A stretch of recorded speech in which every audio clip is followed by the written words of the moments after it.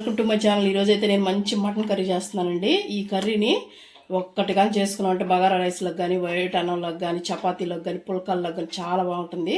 తప్పకుండా వీడియోని ఎక్కడ స్కిప్ చేయకుండా చూడండి. ప్రాసెస్లోకి అయితే వెళ్ళిపోదామండి. నేనైతే అరకిలో మటన్ తీసుకుని శుభ్రంగా వాష్ చేసి పెట్టేసుకున్నానండి.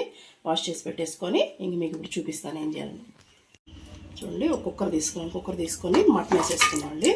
మటన్ వేసేసుకొని ఇప్పుడు మనం దీంట్లో తగినంత కల్లుప్పు అయితే వేసుకుంటున్నానండి. నేను కల్లుప్పు వేసేసుకొని ఇప్పుడు మనం దీంట్లో కారం, మన మటన్ కర్రీకి సరిపడా కారం నేను 1.5 స్పూన్ వేస్తున్నానండి. మా ఇంట్లో కొద్దిగా తగ్గించేసాము, అందుకని తగ్గించేసుకున్నాను. మీ టేస్ట్ని బట్టి మీరు వేసుకోండి. ఇప్పుడు పసుపు ఒక 1/2 స్పూన్ వేసానండి. పసుపు వేసేసి ఆనియన్, ఇదిగోండి ఒక పెద్ద ఆనియన్ అయితే తరుపుతున్నానండి. సన్నగా కట్ చేసాను. ఒక పెద్దది టమాటా కూడా తీసుకున్నాను. వేసేసి మనం దీంట్లో తగినంత కొద్దిగా ఆయిల్ వేసుకున్నామండి. మన కూరకు సరిపడా ఆయిల్ అయితే వేసుకున్నాం.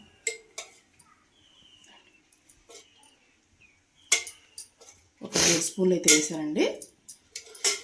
ఇప్పుడు దీంట్లో మనం తగినంత వాటర్ అయితే పోసుకున్నాం. చూడండి, 1 స్పూన్ అల్లం తెల్లగడ్డ పేస్ట్ వేసానండి. వేసేసి ఇప్పుడు మనం ఒకసారి దీన్ని బాగా కలుపుకుందాం. ముందు మనం ఎన్ని వేసాము కదా ఒకసారి బాగా కలుపుకోవాలండి. బాగా మనకి ఉప్పు, కారం, అల్లం తెల్లగడ్డ పేస్ట్ పట్టేలాగా కలుపుకున్నాక ఇప్పుడు మనం వాటర్ పోసుకున్నామండి.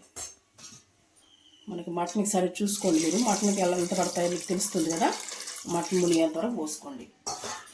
మటన్ మునిగేంత వరకు పోసుకున్నాం. చూసారు కదా, ఇలా ఒకసారి బాగా కలిపేసుకొని ఇప్పుడు కుక్కర్ మూత పెట్టేసుకొని మనం స్టవ్ పట్టించుకుందామండి. చూడండి, స్టవ్ మీద పెట్టేసి స్టవ్ తిరిగిచ్చేసుకున్నామండి. ఇప్పుడు ఇవ్వండి ఈ హోల్ గరం మసాలా ఉంటుంది కదా, దీన్ని కూడా దీంట్లో వేసేస్తున్నాను. వేసేసి ఒకసారి మళ్ళీ కలిపేసుకొని ఇప్పుడు మనం మూత పెట్టేసుకోవాలండి. మూత పెట్టేసుకొని నేను ఒక 5 విజిల్లు పెట్టుకుంటానండి. మీ కుక్కర్ మీకు ఎలా అంటే అలా పెట్టుకోండి. 5 విజిల్లు వచ్చిన తర్వాత చూపిస్తానండి. ఈ కుక్కర్ విజిల్ వచ్చేలాగా మనం ఒక మసాలా అయితే వేసుకుందాము. దీనికి టేస్ట్ వచ్చేది ఇదేనండి. మటన్ కర్రీకి చాలా బాగుంటుంది. కమ్మగా కొబ్బరి ముక్కలు, ఎండు కొబ్బరి ముక్కలు ఒక చిన్న ముక్క తీసుకున్నానండి. తర్వాత మనకి జీడిపప్పు తీసుకున్నాను. ఇదిగోండి ఒక 9 జీడిపప్పులు అయితే తీసుకున్నాను. గసాలు ముందుగా నానబెట్టి పెట్టుకున్నానండి 1 స్పూను. ఇవి కూడా దీంట్లో వేసేసుకున్నాం. వేసేసుకొని తగినన్ని నీళ్లు పోసుకొని మెత్తగా పేస్ట్ అయితే పట్టేసుకున్నాం. వీలైనంత మెత్తగా పట్టేసుకోండి. పట్టిన తర్వాత చూపిస్తాను. చూడండి, విజిల్స్ వచ్చేసిందండి. నేను స్టవ్ ఆఫ్ చేసేసుకొని తీసి పక్కన పెట్టేసుకున్నాను. ఇదిగండి చల్లారింది కదా. ఇప్పుడు కొంచెం చల్లారింది కదా. ఇప్పుడు ఒకసారి దీన్ని కలుపుకొని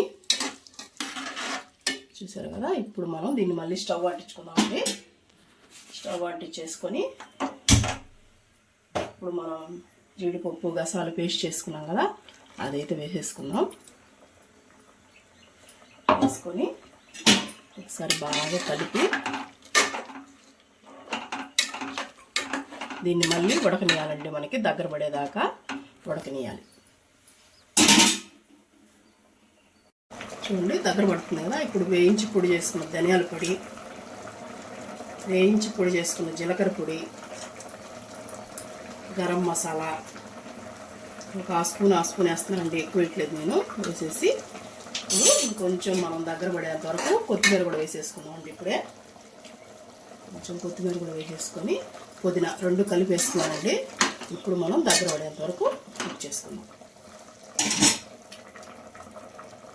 చూడండి, బాగా దగ్గర పట్టింది కదా. ఇప్పుడు కొంచెం మళ్ళీ కొత్తిమీర వేసుకుంటున్నానండి పైన.